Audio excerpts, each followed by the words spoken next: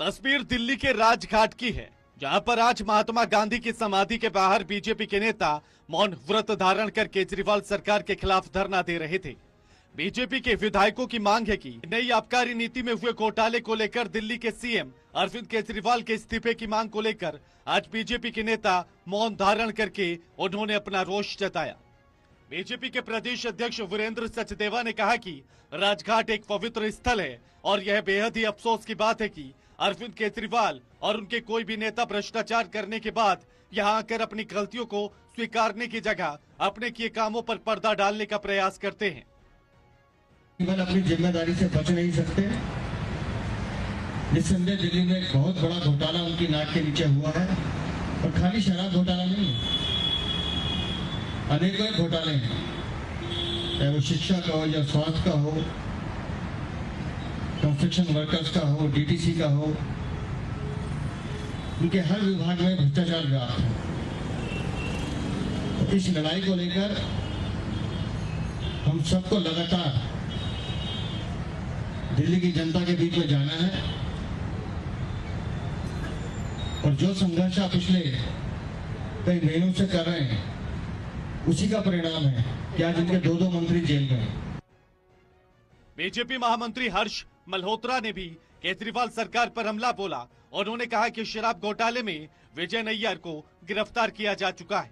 साथ ही कहा कि विजय नैयर को दिल्ली के मुख्यमंत्री अरविंद केजरीवाल का पूरा समर्थन प्राप्त था, तभी उन्हें इतनी बड़ी संख्या में शराब के ठेके भी मुहैया कराए गए थे। लेकिन आज तक मुख्यमंत्री अरविंद केजरीवाल ने विजय नैयर को लेकर कोई जवाब नहीं दिया।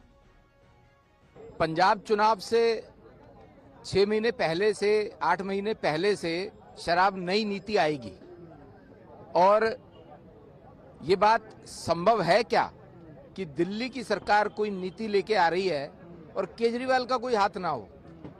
दोनों बातें, शराब घोटाला पंजाब चुनाव से 8 महीने 6 महीने पहले शराब की नई नीति आना और केजरीवाल का उसमें मुख्यमंत्री होने के नाते भी और शराब घोटाले का सरगना किंगपिन होने के नाते भी, क्योंकि ये जो मनीष सिसोदिया पकड़े गए हैं ये शराब के मंत्री थे, एक्साइज मिनिस्टर थे, इनके द्वारा फाइल्स साइन हुई।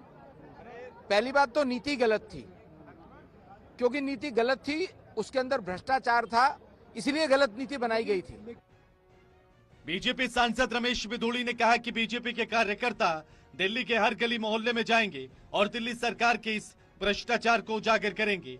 रमेश बिधूड़ी ने आरोप लगाया कि शराब घोटाला सीएम केजरीवाल की सहमति से हुआ, लेकिन वो जनता को गुमराह करने में जुटे हैं। महात्मा गांधी की समाधि पर इस शराब के स्कैम को लेकर महात्मा गांधी का नाम बदनाम करने के लिए सिसोदिया यहाँ आया था, जबकि महात्मा गांधी पूरे जीवन शराब का विरोध करते हैं। नशाबंदी के निश्चित रूप से वो फेवर में थे कि नशाबंदी देश में होनी चाहिए, नशे के खिलाफ थे महात्मा गांधी जी।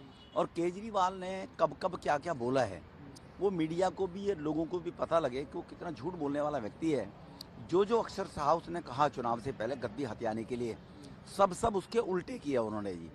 और बयान है इस बात के, अधिकारियों के 164 के बयान है कि केजरीवाल की मौजूदगी में उनके घर पर सत्येंद्र जैन, मनीष सिसोदिया की प्रेजेंस में शराब का ड्राफ्ट बदला गया था। कमीशन को जो 12% किया गया, ये तक मेरी सुनने में आया कि अधिकारी ने कहा था कि लेफ्टिनेंट गवर्नर से अप्रूवल ले लो, तो केजरीवाल ने कहा कोई अप्रूवल की जरूरत नहीं है, हम सरकार हैं, जनता ने हमें चुना है। आने वाले दिनों में बीजेपी केजरीवाल सरकार पर अपना हमला और भी तेज कर सकती है। बीजेपी सिलसिलेवार तरीके से नई आबकारी नीति में हुए घोटाले को लेकर दिल्ली सरकार और आम आदमी पार्टी पर हमला बोल रही है। देखने वाली बात यह होगी कि आने वाले समय में इस पूरे मुद्दे को लेकर और क्या कुछ खुलासे सामने आते हैं। Pranay Sharma, Total TV, Delhi.